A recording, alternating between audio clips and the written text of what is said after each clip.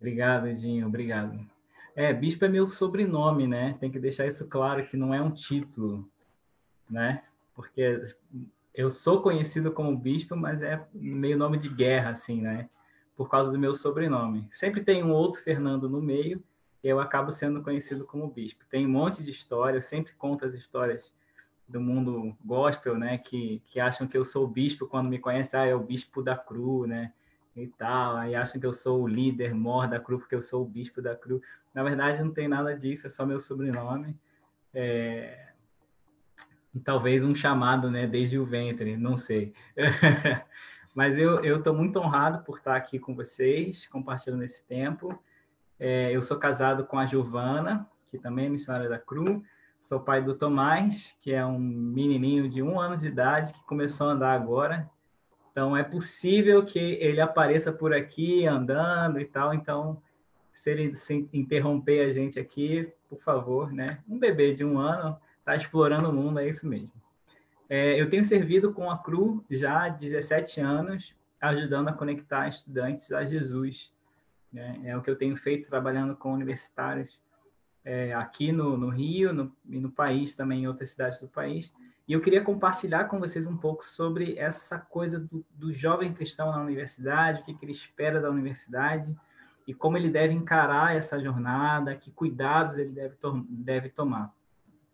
E e se eu pudesse dar um título, né, seria um fundamento, 3 conselhos e 4 passos práticos, porque é exatamente esse caminho que eu vou fazer. Eu quero mostrar primeiro para você um fundamento que não deve ser abandonado quando você vai para a universidade. Quero dar 3 conselhos que têm a ver com o que você espera da universidade e quatro passos práticos sobre a sua jornada para a universidade. Tá bom? Muitos pastores, líderes de jovens, procuram o Ministério da CRU pedindo ajuda porque os seus jovens entraram para a universidade. E muitos desses jovens, quando entram para a universidade, deixam de participar das atividades da igreja e não são poucos que deixam a fé. É um fenômeno que tem acontecido e a galera busca muito a gente para isso, né? E, de fato, teve uma pesquisa feita, já está um pouco velha, uma pesquisa de 2006, nos Estados Unidos, que indicava que 6 em cada 10 jovens questionavam a fé depois de entrar na universidade. Então, se a gente olhar pelo lado da pesquisa, ou mesmo o nosso sentimento, né, quando você olha para a juventude da igreja e tem aquele feeling, né, aquele primeiro sentimento, você entende que a universidade é um ambiente muito desafiador para o jovem cristão no que diz respeito à manutenção da sua fé na manutenção da sua vida espiritual, né? E diante desse desafio, uma saída simples seria assim: se esse ambiente oferece risco, é melhor evitar. Então, ninguém vai para a universidade.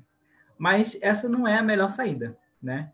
É como querer evitar, querer aprender a andar de bicicleta por causa do medo de cair, né? Não faz sentido, né? Na verdade, se você estiver bem equipado, se tiver alguém segurando a bicicletinha para você, você vai aprender a andar, né?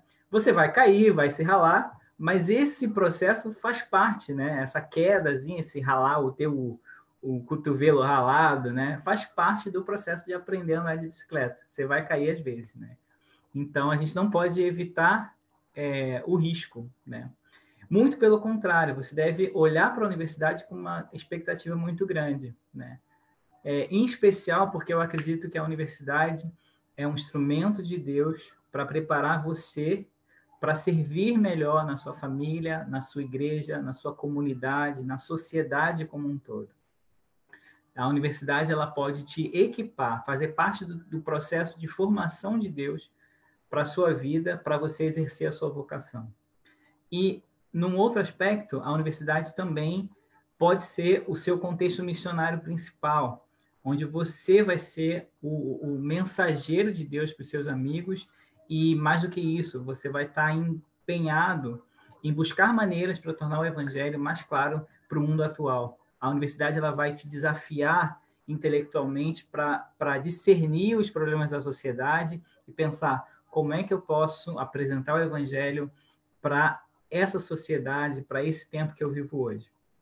E, então, normalmente, quando a gente pensa no desafio que o jovem vai enfrentar na universidade, a gente acha que esse desafio é de caráter intelectual, né? Que na universidade vão contar para os jovens algumas verdades que são escondidas pela liderança da igreja e vão destruir a sua fé. Mas isso não é verdade. A universidade, sim, ela tem... E aí, pela fé ser destruída, ele vai sair da igreja, né? Por conta de uma verdade intelectual, um argumento, né, que destrói tudo. Sim, a universidade apresenta muitos desafios e a gente precisa ter uma mente ativa, perspicaz, a gente precisa de formação para lidar bem com a universidade. Mas os desafios mais importantes que o jovem encontra na universidade, eles são de natureza espiritual. A universidade, ela é um ambiente de livre pensamento. A gente vai ter muitas correntes de pensamento diferentes no ambiente universitário, e é para ser assim mesmo, né? A ideia é que seja realmente diverso e que a gente possa questionar o tempo todo, né? Então, quando um jovem universitário abandona a fé, não é porque ele foi convencido intelectualmente ou racionalmente por uma determinada ideologia, por uma linha de pensamento, mas muito pelo contrário, ele na verdade deixa a fé porque ele encontrou numa ideologia, numa linha de pensamento, uma correspondência de um modo de vida que ele já queria ter. Em outras palavras, é como se determinada ideologia começasse a ocupar uma posição central no coração dele. Guarda isso. É como se uma determinada ideologia estivesse ocupando um lugar central no seu coração. Então, qual é o maior desafio para o jovem cristão na universidade? Cuidar do coração. Se eu tivesse numa igreja, né, eu ia pedir para as pessoas falar assim, ó, repete comigo. O maior desafio do jovem cristão na universidade é cuidar do coração. Cuidar do coração. Ia repetir isso assim. Cuide do seu coração. E você sabe que esse é um mandamento de Deus, assim, um mandamento que está na Bíblia em muitos momentos, né? Se a gente pegar Provérbios 4:23, vai dizer lá, acima de tudo, guarde o seu coração, pois dele depende toda a sua vida. Sobre tudo que se deve guardar, guarde o seu coração, porque dele procedem as estradas da vida, né? A sua vida depende disso tudo. Ou ainda, se a gente pegar Jesus falando em Lucas 6:45, o homem bom tira coisas boas do tesouro que está no seu coração, e o homem mau, coisas mais do que está no seu coração, porque a boca fala do que o coração está cheio. Outra vez, tá vendo? O coração é central, né? E na Bíblia, o coração, ele é a fonte do ser. Em outras palavras, ele é um pouco da lente pela qual você lê o mundo, ele é o lugar onde você colocou as respostas sobre o que realmente é importante para você, sobre o que a sua vida está baseada, como é que você responde às questões essenciais da vida, do tipo, qual é o propósito da minha vida, o que faz sentido, qual é a minha referência de certo e errado, o que governa o meu coração. Essa é a grande pergunta. Por isso você deve guardar o seu coração. Deuteronômio 6, de 4-6, tem o Shema, né? Deuteronômio 6, e o que vai estar lá? Assim, ouve, Israel, o Senhor nosso Deus é o único Senhor. Amarás, pois, o Senhor teu Deus de todo o teu coração, de toda a tua alma, de todas as tuas forças. E essas palavras que hoje te ordeno estarão no teu coração. Então, de novo, assim, a ideia é que o amor ao Senhor, ele está arraigado no coração. As palavras do Senhor, elas estão guardadas no coração, elas estão sedimentadas na essência da vida. E isso é o que te dá fôlego para a vida.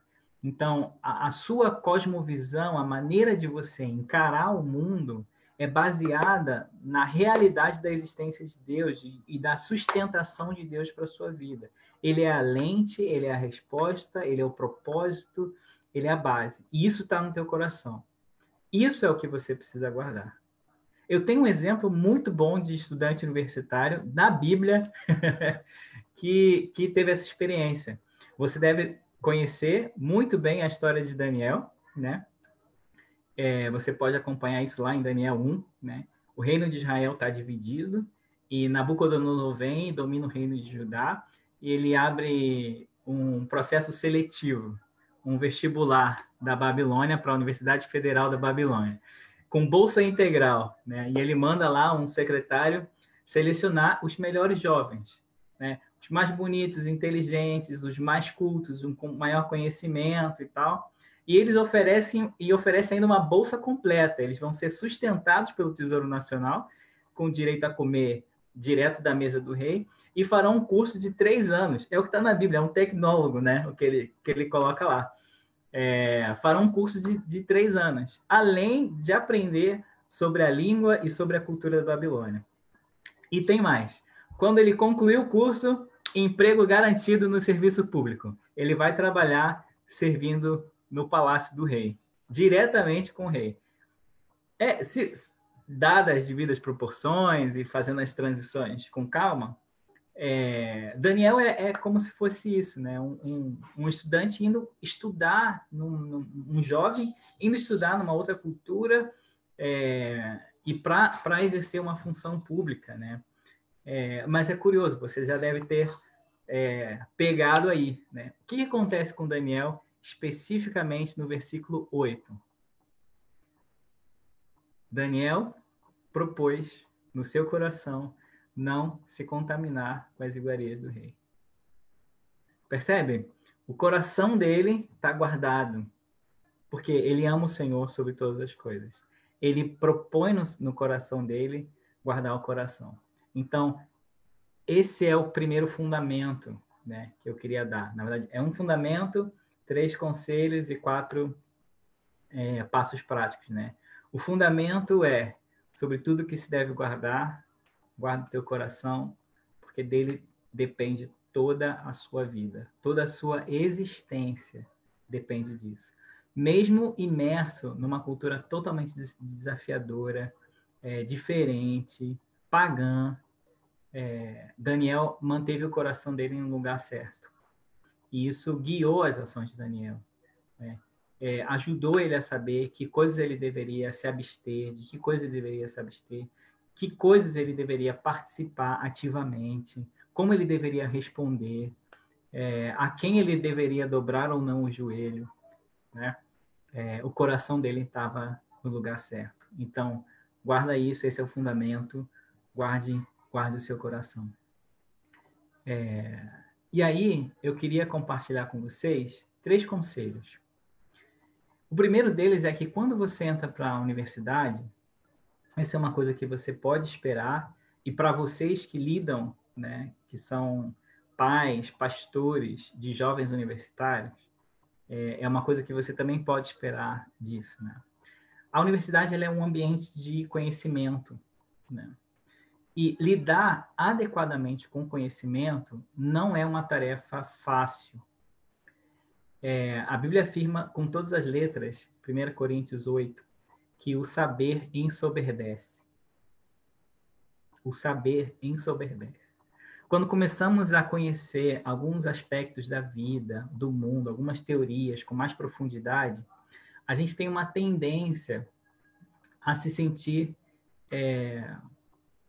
mais independente, mais autônomo, e a não valorizar tanto os conhecimentos que nos foram passados pelos nossos queridos, familiares, pela tradição. Então, o primeiro conselho que eu preciso dar é que, se você está entrando para a universidade, tome muito cuidado com o orgulho, com a vaidade. Essa é uma coisa que você vai ter que lidar. De você olhar para a sua família, olhar para a sua igreja, para os seus amigos, e porque você teve um conhecimento a mais do que eles, você se sentir diferente deles e, por vezes, superior a eles. Você deixa a posição de filho para uma posição do eu sei, para uma posição do eu me garanto, ou eu já estudei mais sobre isso, né? E você pode perder a sabedoria que está nos idosos, nos anciãos, a sabedoria que está na tradição, né? A sabedoria que existe na comunidade, né? Que nem sempre é uma sabedoria ou um conhecimento acadêmico científico, né? Então, primeira coisa, primeiro conselho, tenha muito cuidado com o orgulho. A segunda coisa que acontece quando você está na universidade é que a universidade é um ambiente científico, né? Acadêmico. E por conta disso, ela tem uma visão muito materialista, né?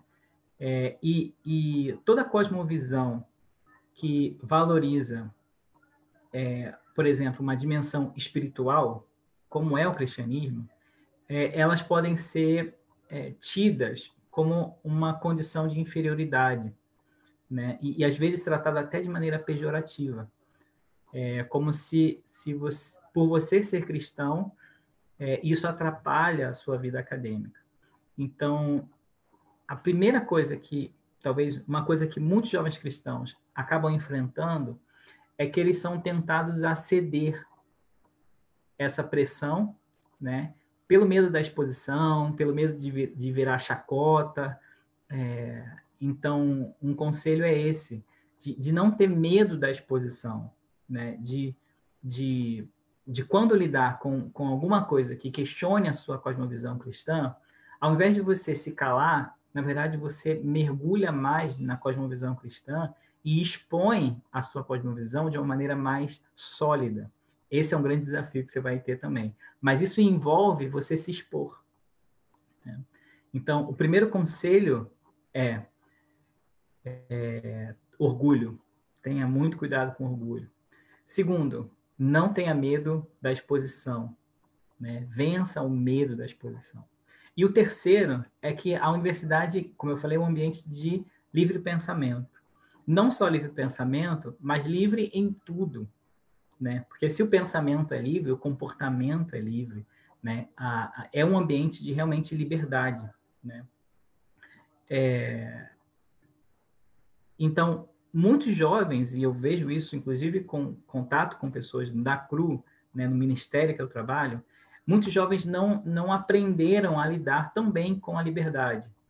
Eles, às vezes, estão criados dentro de um ambiente muito seguro, muito familiar, né, na igreja e tal, e quando eles têm a oportunidade de estar num ambiente livre, diverso, onde eles ouvem muitas coisas diferentes, onde eles estão vendo coisas sendo questionadas o tempo inteiro, eles começam a questionar, por exemplo, a autoridade, começam a questionar a dependência, a vida comunitária, começam a questionar valores que são muito importantes para a gente, não sabem lidar muito bem com a liberdade.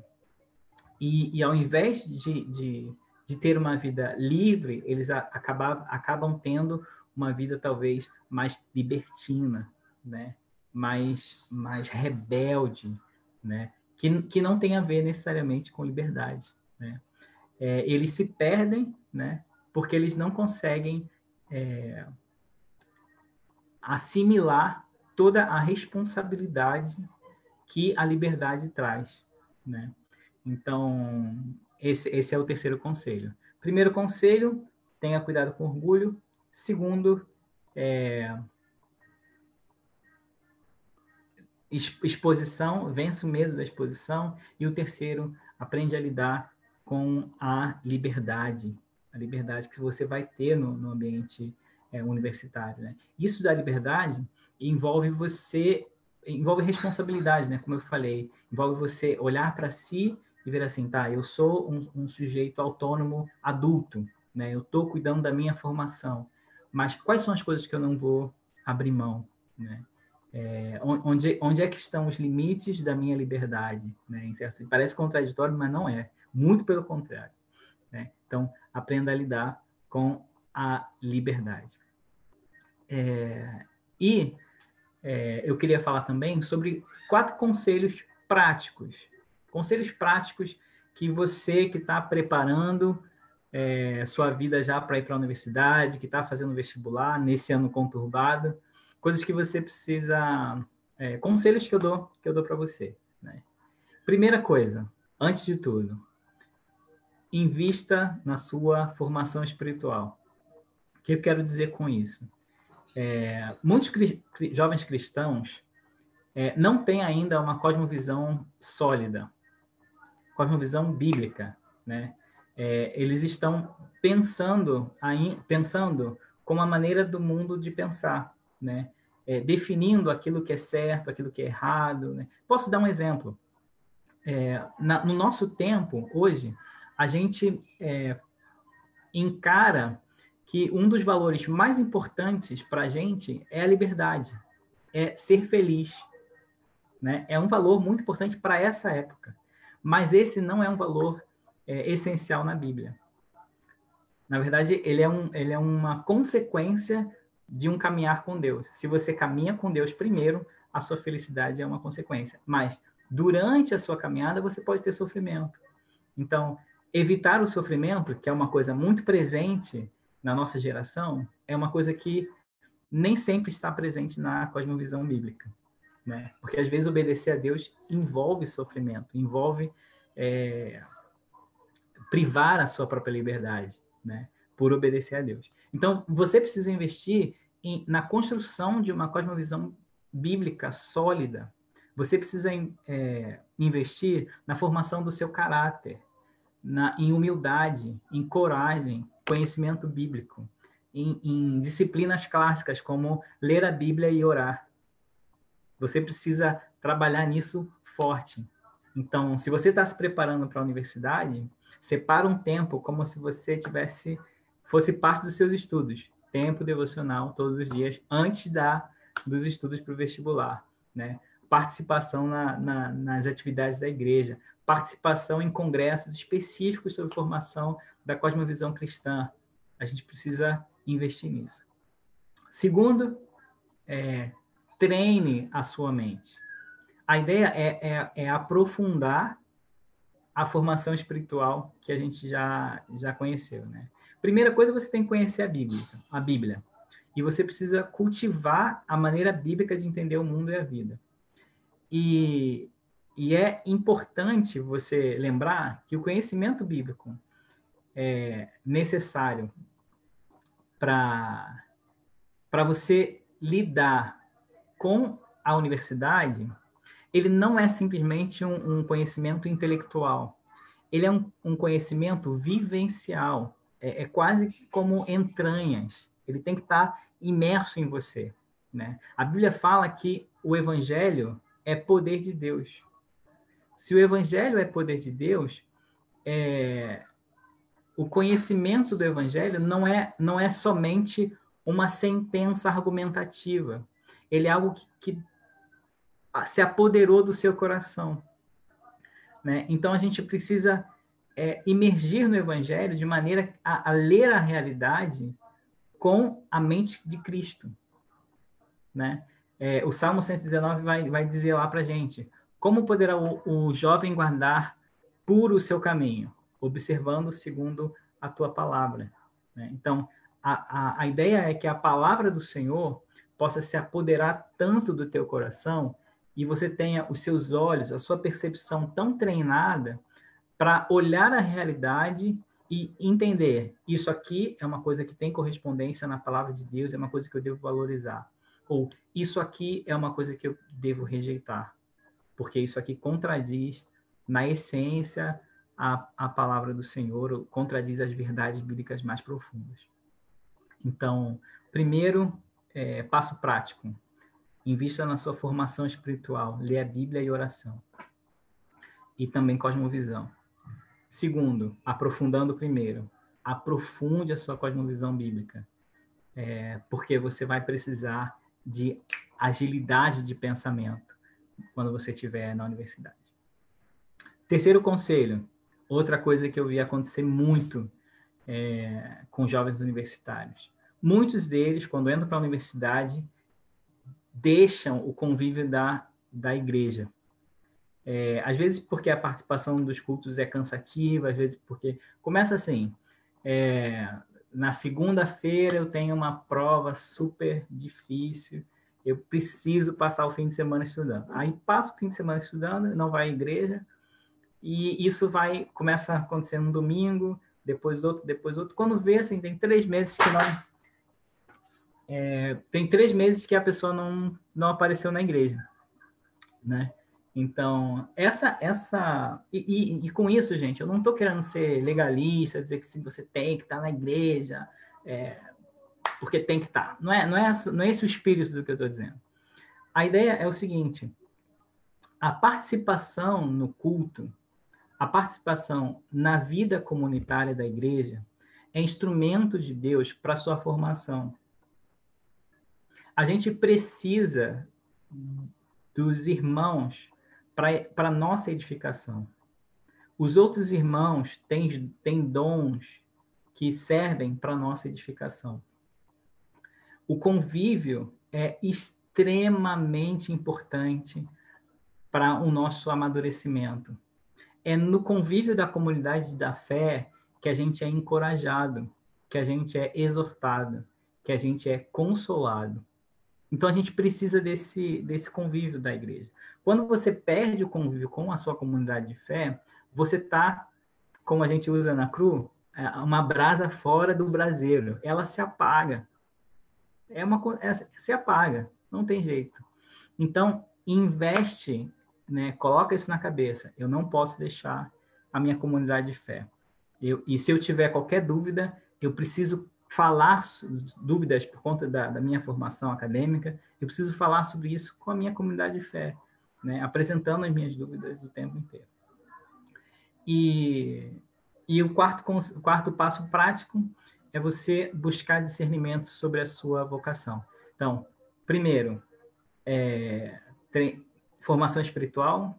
Segundo, treinar sua mente para o ambiente universitário. Terceiro, valoriza a sua comunidade de fé. E quarto, busca discernimento sobre a sua vocação.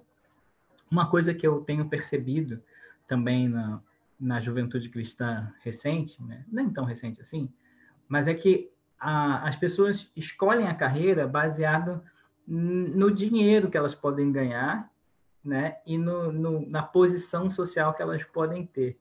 Gente, esse negócio é tão antibíblico, para dizer pouco, né? Por quê?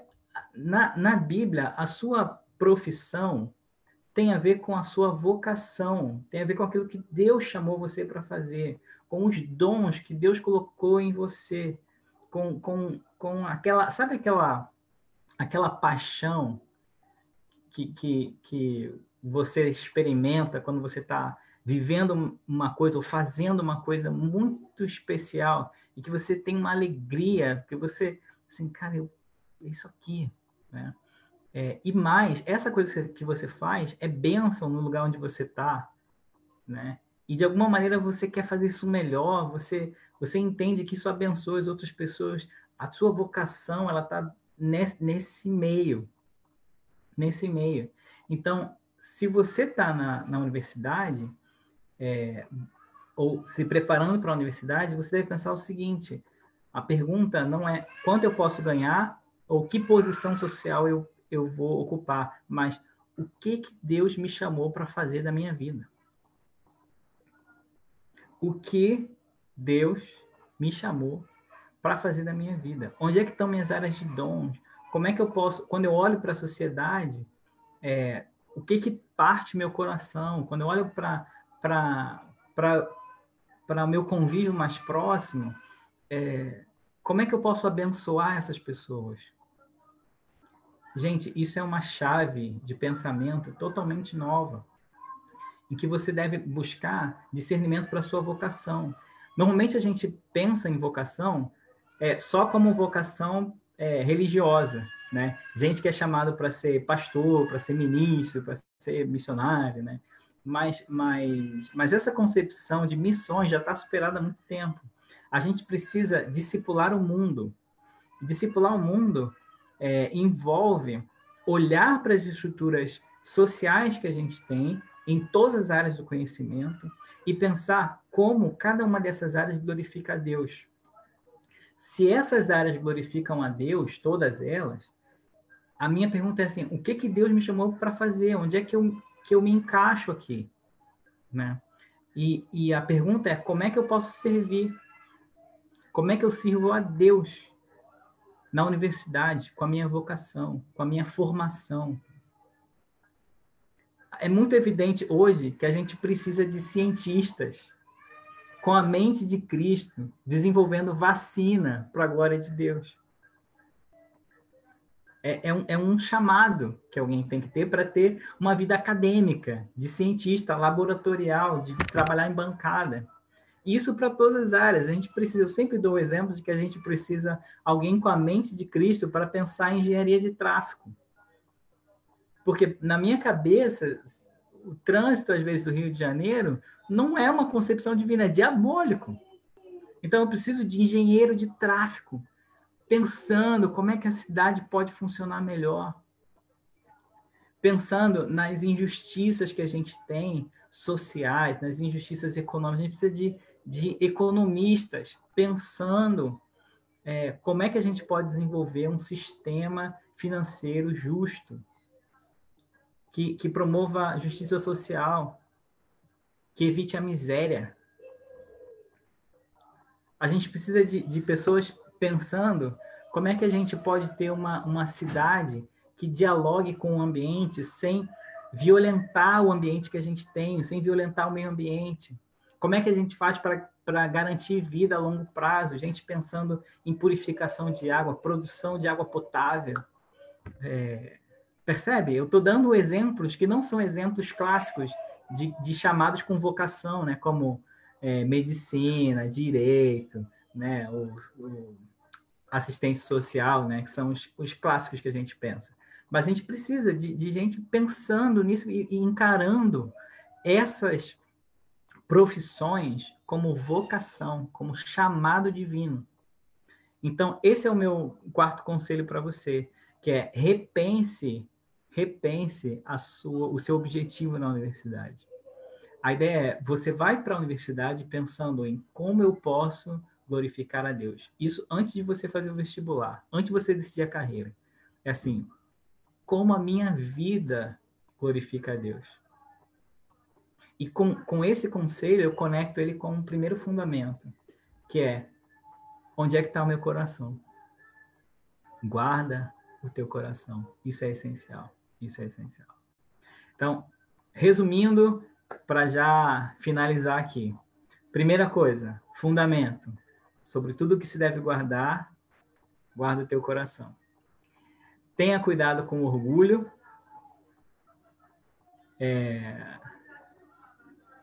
Tenha cuidado. Espera aí. Tenha cuidado com o orgulho. Bom, primeiro passo. Fundamento. Guarda o teu coração. Segundo passo, cuidado com o orgulho.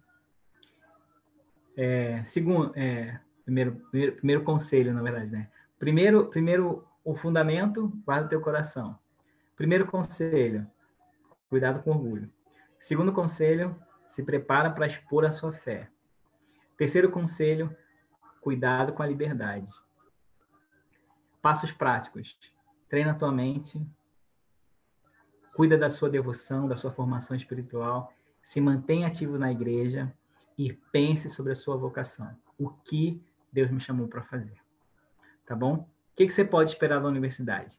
Desafio, formação, conhecer Deus de um jeito diferente e, em especial, servir a Deus, a sua igreja, a sua família, a sua sociedade, com a sua profissão, que Deus vai usar a universidade para a tua formação. Gente, é isso que eu queria compartilhar com vocês e estou aqui disponível para perguntas. Espero que Deus tenha falado com você sobre isso e tenha te incomodado aí em relação a esses passos e cuidados que você deve tomar. Tá bom? Muito obrigado. Muito obrigado. Obrigado, bispo. Foi bênção demais. Vou te perguntar aí, já perguntei aqui nos comentários, você guardou esses pontos? Foi bênção para a sua vida essa palavra do bispo? Comenta aí, dá um glória a Deus aí através do seu comentário. Foi bênção demais. E a gente já tem aqui algumas perguntas. O nosso querido Rodrigo Menezes perguntou. Na verdade, ele fez 2 perguntas. E eu já vou emendar uma na outra aqui para facilitar. Primeiro, ele comentou, na verdade, uma realidade, né, que você chegou a comentar na sua fala, que é o fato de jovens cristãos, quando entrarem na universidade, abrirem mão dos seus valores para se sentirem parte de determinados grupos dentro da faculdade. E logo em seguida, ele faz uma pergunta, perguntando por que muitos desses jovens, quando são confrontados sobre as suas opiniões, sobre os seus valores referentes ao Evangelho, eles, ao invés de assumirem mesmo uma postura cristã, eles, por vergonha, perdem a oportunidade de evangelizar, de trazer uma mensagem a partir desses confrontos, né, de pessoas que convivem com ele nesse ambiente universitário. O que você teria para falar para a gente a respeito dessas perguntas do Rodrigo Menezes? Então, a primeira coisa que eu vejo aí é talvez a ausência do fundamento, né? De que o coração não foi guardado. Né? E isso, eu não sei se eu consegui explicar exatamente o que eu quero dizer com essa coisa de guardar o coração, que é qual é a base da sua existência, né?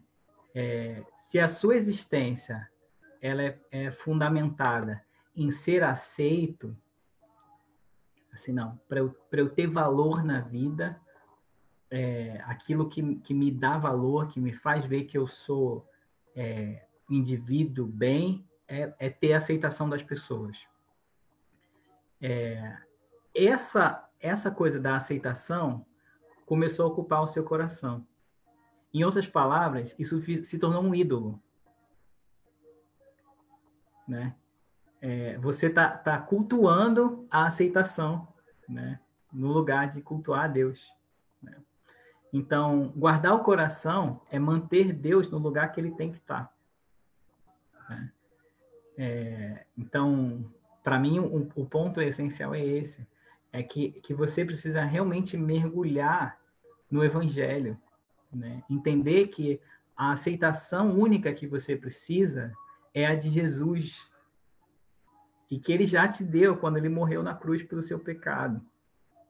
Que você não queria nada com ele, que a sua condição era de pecador, afastado de Deus, merecedor da condenação, do afastamento eterno de Deus. E Deus olhou para você, te amou e te acolheu. Se essa é a aceitação real, que você entendeu isso com a mente e com o coração, que a aceitação que você precisa de verdade dos braços do Pai, você está tranquilo para transitar em lugares onde você não é aceito, porque no teu coração isso já está resolvido. Não. E aí entra também um conselho, né, que é não estar preparado para a exposição, né? Que é assim, não vai ter jeito. No ambiente universitário, você vai precisar expor a sua fé. Né? Se você não expõe, é porque o coração não está no lugar certo. Né? Não é só, eu não acho que seja só assim, medo, não sei o que dizer, não sei, assim, todos esses sentimentos, assim, não, é porque eu me sinto desconfortável falando disso e tal. Se você tem esse sentimento de desconforto na hora de expor a sua fé, talvez você devesse se questionar se o seu coração está no lugar certo.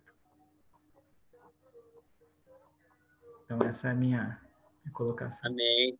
E isso é muito importante. A nossa irmã Ivonete comentou aqui, quando Cristo é o fundamento, todas as nossas ações refletem isso, né? Todas as outras coisas acabam convergindo, né? Em relação a aquilo que está guiando o nosso coração, aquilo fica evidente na nossa vida, né? E eu tenho aproveitando essa fala e trazendo também um outro conselho prático que você trouxe em relação à vocação. Nós conversamos no mês de março sobre isso aqui na nossa juventude, sobre vocação, e é muito importante a gente pensar isso. A gente vive numa sociedade onde, por todos os lados, nós somos pressionados, né, a tomar decisões segundo o que a sociedade dita para a gente em relação aos seus conceitos mesmo, né, pré-definidos de felicidade, de conceitos que fazem a gente, que acabam guiando a nossa vida a tomar determinadas decisões, a dar determinados passos em algumas direções. Teve um dia que eu estava na faculdade conversando com um amigo de engenharia, ele não sabia que eu fazia serviço social. E aí eu contei para ele que fazia serviço social, e a primeira coisa que ele perguntou para mim foi: cara, você não gosta de dinheiro, não? Mas essa foi a direção de Deus, a direção que eu entendi de Deus para minha vida. E o que deve guiar as nossas decisões deve ser a orientação do Senhor, não o fato de termos uma determinada posição na sociedade ou ganharmos um salário X ou Y, né? O nosso querido pastor Osíris, pastor aqui da igreja, está participando também, está antenado, e fez uma pergunta para você, bispo, aqui. E é uma pergunta relacionada a ideologias, isso tudo também está presente dentro da faculdade. Ele perguntou o seguinte: qual a sua visão sobre a carência emocional de jovens advindos de lares desestruturados como uma armadilha para cair nos braços de grupos ideológicos?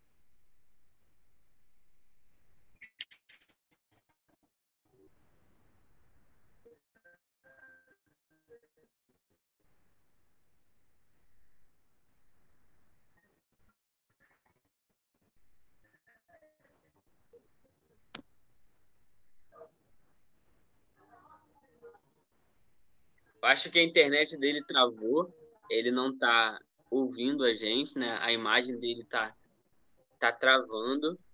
Enquanto isso, nós vamos esperar uns segundinhos para ver se ele volta.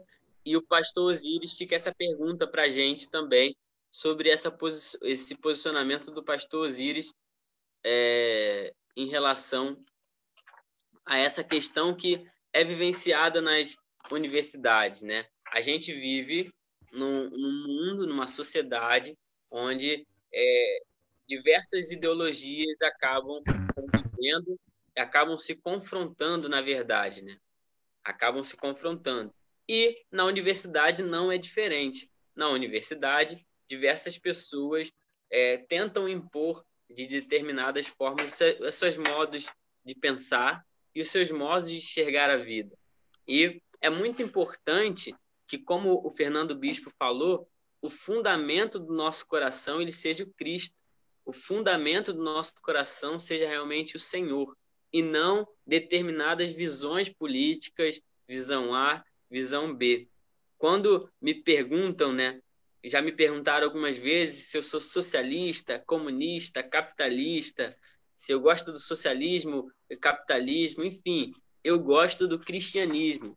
Eu sigo o cristianismo, aquilo que Cristo tem para minha vida e aquilo que a palavra de Deus orienta, para que eu siga. Então, eu acho que uma resposta, enquanto o nosso querido Fernando está voltando, uma resposta válida também para essa questão ideológica, e relacionando com a fala do nosso querido Fernando Bispo, é que nós precisamos ter em mente, nós precisamos ter em nosso coração que Cristo ele seja de fato o nosso fundamento, que Cristo esteja reinando. E as demais coisas, as demais questões da vida, elas sejam secundárias quando colocadas frente a nós diante do que Cristo está oferecendo.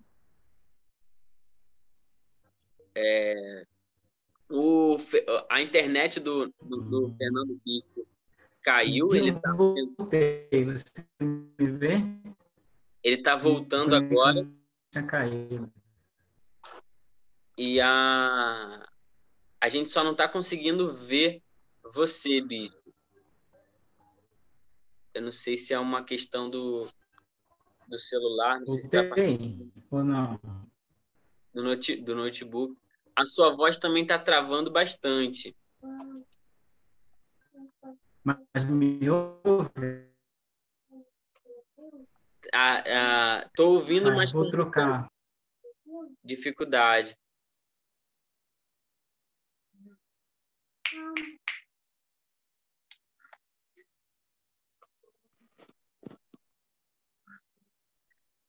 Voltei.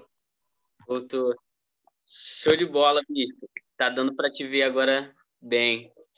Eu já estava comentando aqui a pergunta do pastor. Não sei se você ouviu. Você chegou a ouvir a pergunta sobre a questão ideológica?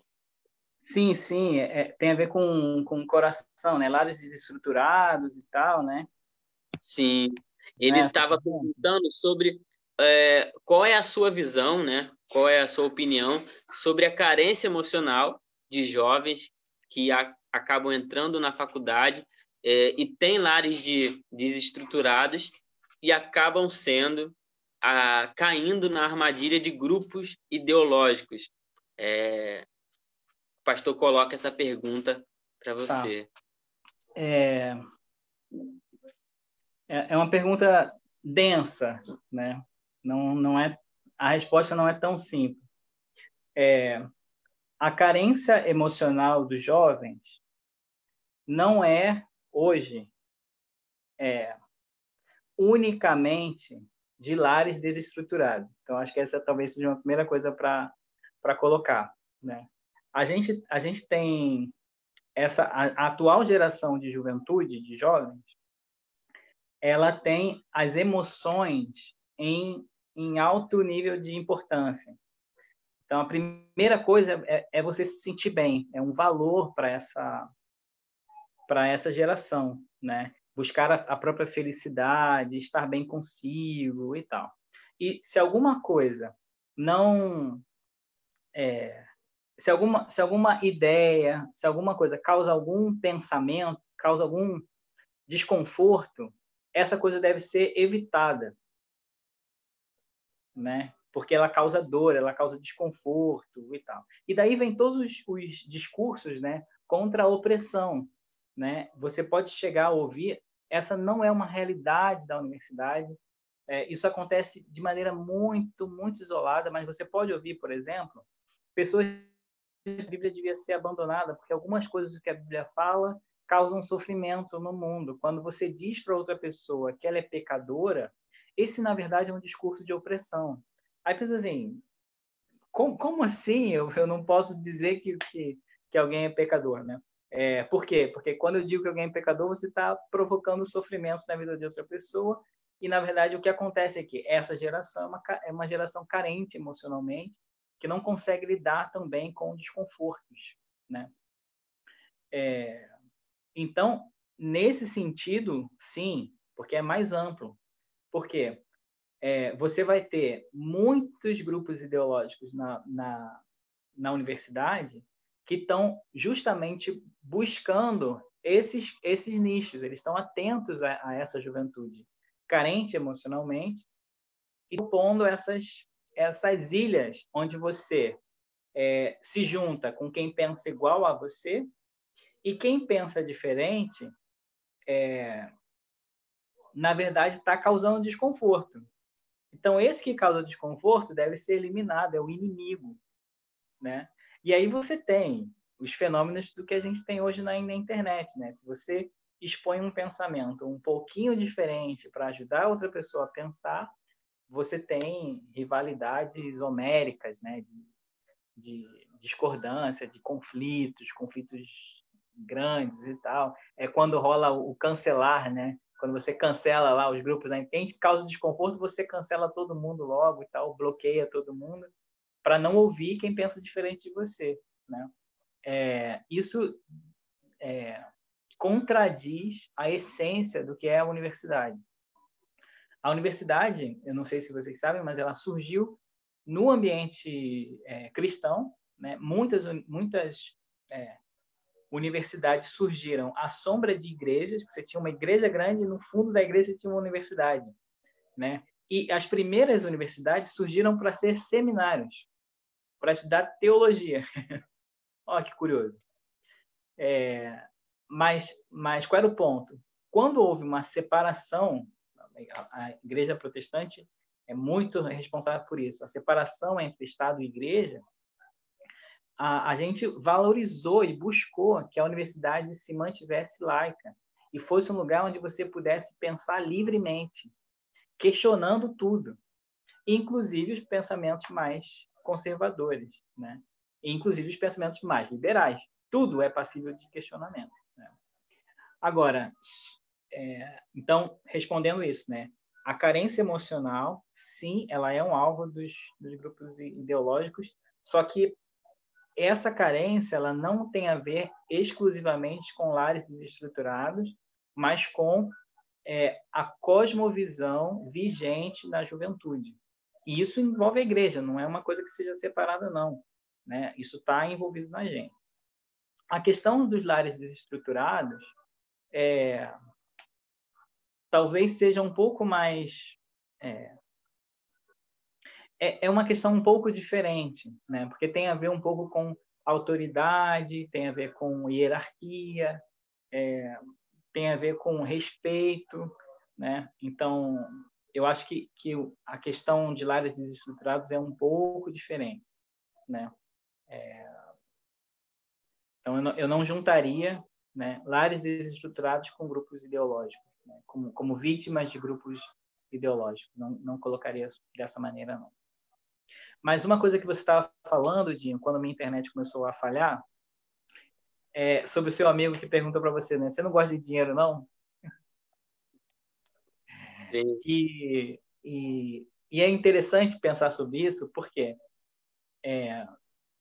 dinheiro na Bíblia, eu não sei se você já reparou, mas Jesus não tratou dinheiro de uma maneira neutra.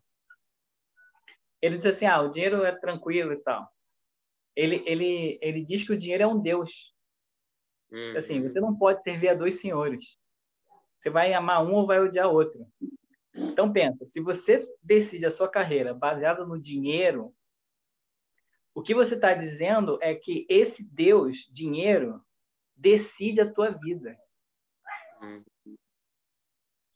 Então, assim, esse negócio é tão demoníaco, né? Porque ele ocupa um lugar no teu coração a ponto de decidir o que você vai fazer com a sua vida. Sim. Então, realmente não é neutro. Não é neutro. A gente precisa tomar muito cuidado com isso. Sim. E é um perigo mesmo, né? A questão do dinheiro, hoje em dia, na nossa sociedade, é uma questão muito polêmica, principalmente quando a gente fala em contexto de igreja, né? Mas quando a gente vai para a palavra de Deus, como você mesmo disse, a gente vê que Jesus ele se preocupou muito realmente com essa questão. E quando a gente vai para a palavra de Deus, a gente encontra equilíbrio para lidar com isso, né? E sempre tendo em mente o que você trouxe de uma maneira muito muito legal, assim, muito clara, que Cristo ele deve ser o fundamento e onde devem ser guiadas todas as nossas decisões e todas as outras áreas da nossa vida. A gente está chegando ao fim da nossa live, e para finalizar, Bispo, vou pedir para você trazer, né, deixar uma última palavra para a galera que esteve aqui assistindo.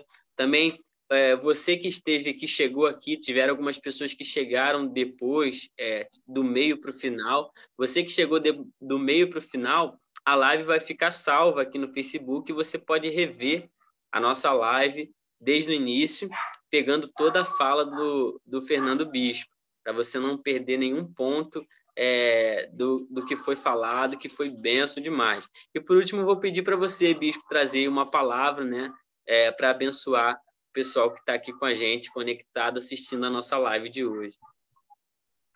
Beleza. Gente, apesar disso tudo, a universidade é um lugar incrível. Eu fiz 2 graduações, então, ou seja, eu gostei, né, do negócio. E estou pensando já na minha próxima entrada na universidade, de repente, para um mestrado. A gente aprende muito, a gente amadurece muito no ambiente da universidade. Então, a gente não precisa ter medo, né? E muito mais quando você vai com a perspectiva correta de servir a Deus com o coração no lugar certo, né?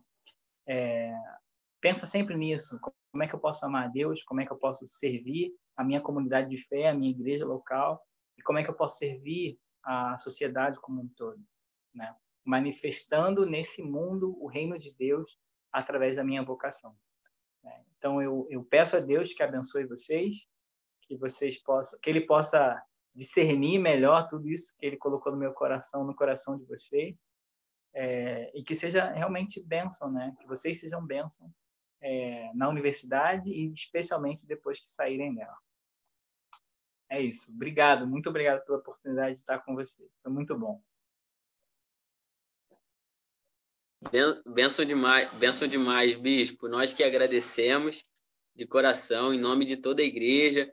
E se tratando de internet, tem gente aqui de outras igrejas, pessoal que não frequenta nenhuma igreja.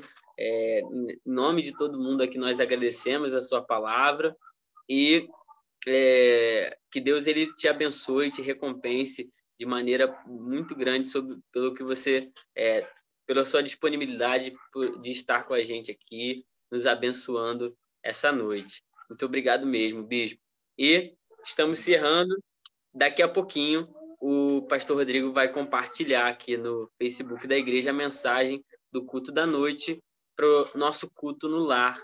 Você junto com a sua família no seu lar, cultuando ao Senhor. Então é isso. Uma boa semana a todos e bom culto no lar daqui a pouquinho. Um abraço.